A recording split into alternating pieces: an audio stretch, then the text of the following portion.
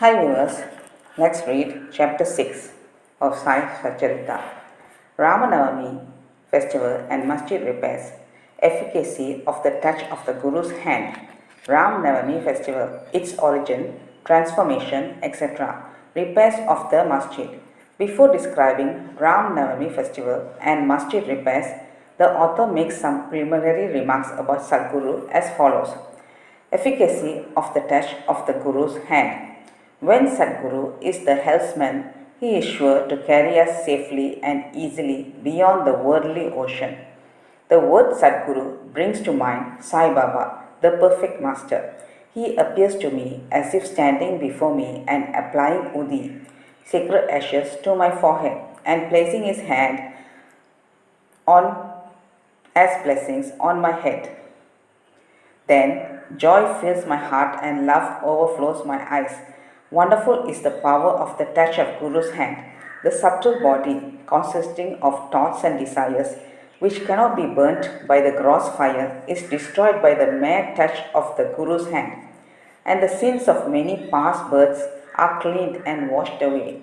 Even the speech of those who feel agitated when they hear religious and godly talks attain calmness. The sight of Sai Baba's handsome form chokes our throat with joy, makes the eyes overflow with tears, and overwhelms the heart with emotions. It awakens in us, I am He, Soham. Brahma consciousness manifests the joy of self realization and dissolving the distinction of I and Thou. Make us one with the Supreme, one reality. When I begin to read scriptures, at every step I am reminded of my Sadguru, Sai Baba, who assumes the form of Rama or Krishna and makes me listen to his life. For instance, when I sit to listen to Bhagavat, Sai becomes Krishna from top to toe, and I think he sings the Bhagavat or Uddhav Gita, songs of teachings by Lord Sri Krishna to his disciple Uddhav for the welfare of the devotees. When I myself start to write anything, I cannot compose a few words or sentences, but when he is of his own accord makes me write, I go on writing, and there is no end to it. When the disciple's egoism props up, he presses it down with his hand and gives him his own power, makes him achieve his object, and thus satisfies and blesses him. If anyone prostrates before Sai and surrenders his heart and soul to him, then all the chief objects of life, viz. Dharma, righteousness, artha, wealth, karma, desire, and moksha, deliverance, are attained easily and unsollicitedly. Four pathways of karma, dhyan, yoga, and bhakti lead us separately to God. Of these, the path of bhakti is thorny and full of pits and ditches, and thus difficult to traverse. But if you, relying on your Sadguru, avoid the pits and thorns and walk straight, it will take you to your destination, God. So says Sai Baba.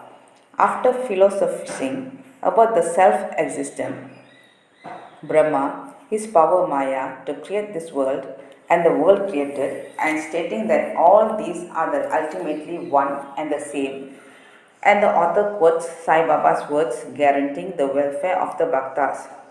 There will never be any death or scarcity regarding food and clothes in my devotee's home.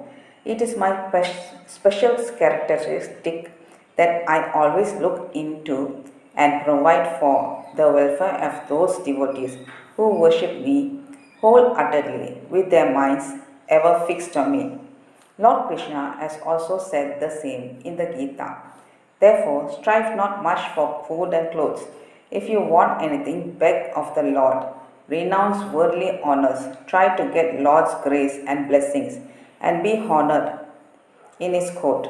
Do not be deluded by worldly honor.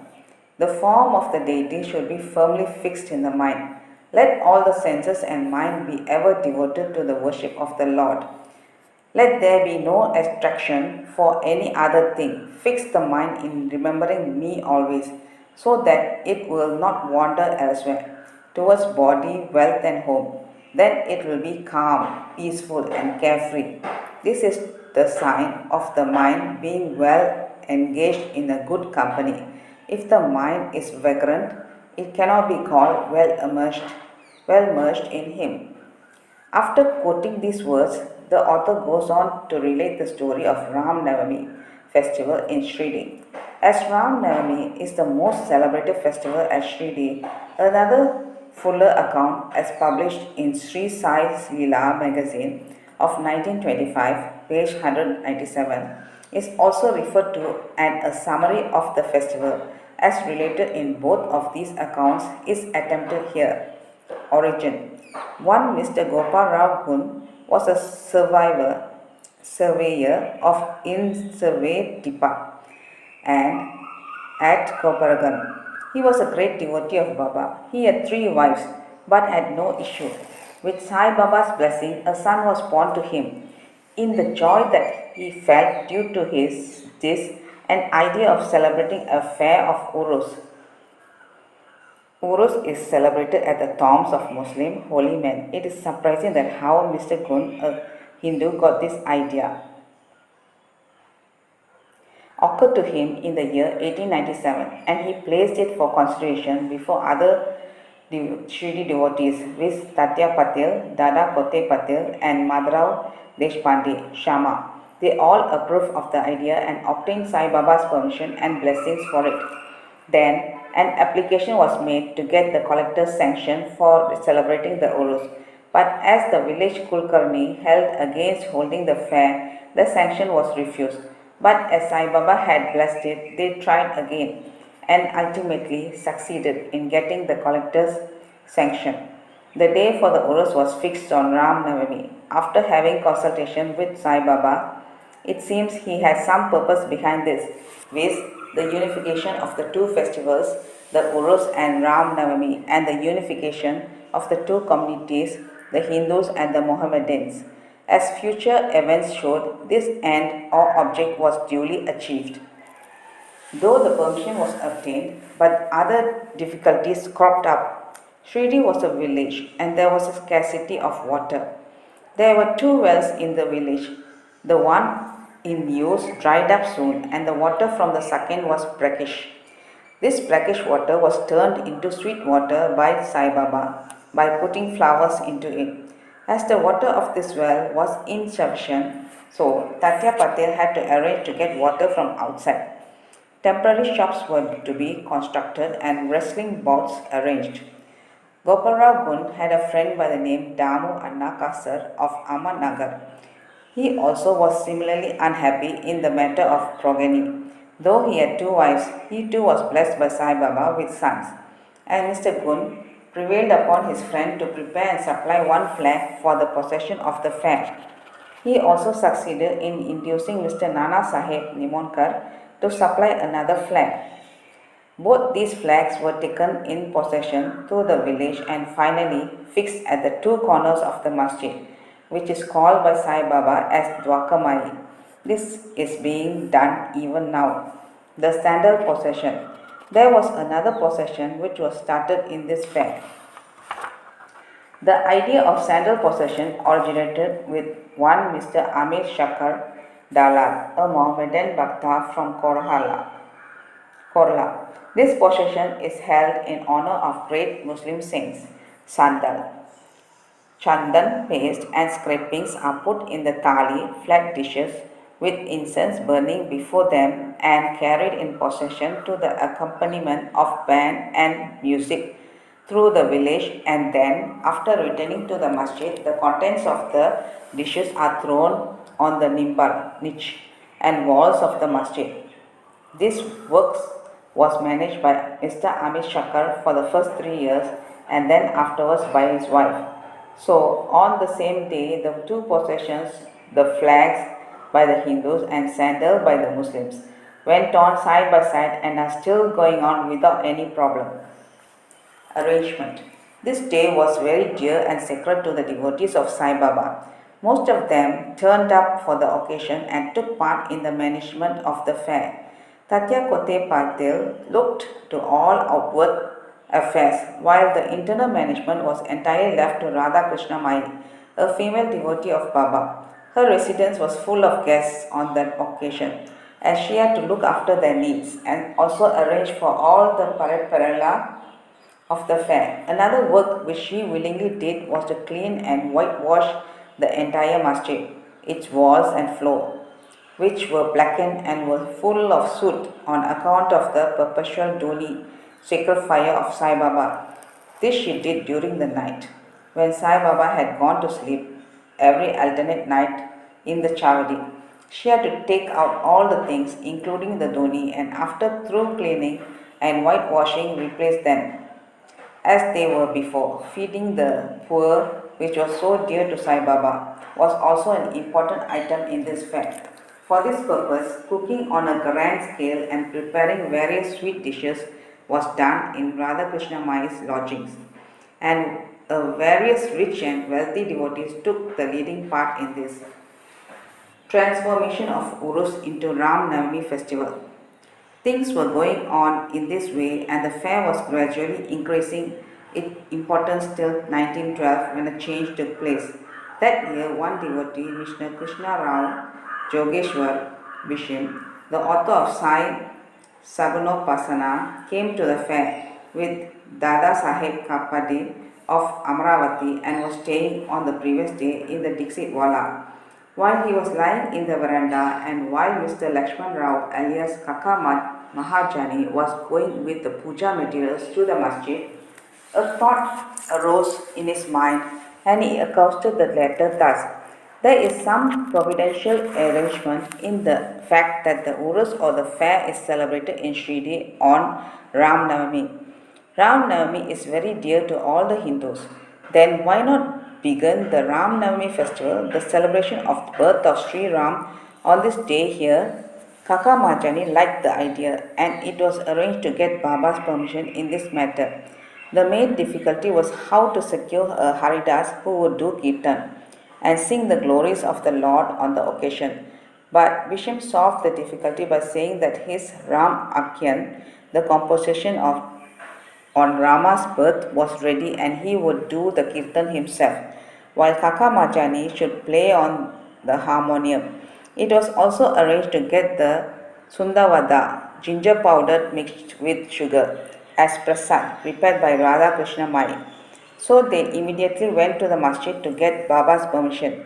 Baba, who knew everything and aware of what was happening there, asked Mahajani as to what was going on in the Wada. Being rather perturbed, Mahajani could not catch the purport of the question and remained silent. Then Baba asked Bisham what he had to say. He explained the idea of celebrating Ram Navami festival and asked for Baba's permission, and Baba gladly gave it.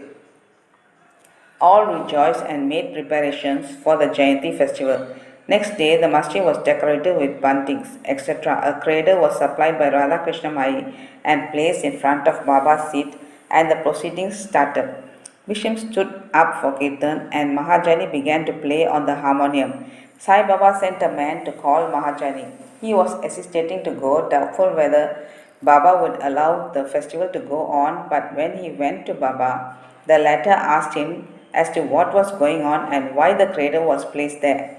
He answered that the Ram Navami festival had commenced and the cradle was put out for the purpose.